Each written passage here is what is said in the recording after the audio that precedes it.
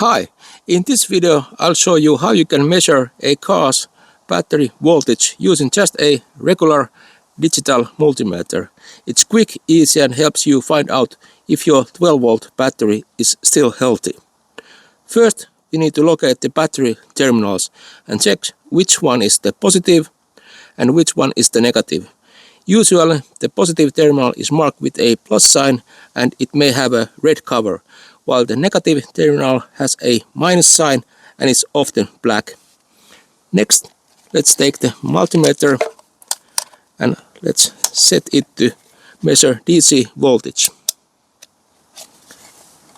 That's the setting with a solid line over a dashed line, and we select a range of at least 20 volts if your meter requires it.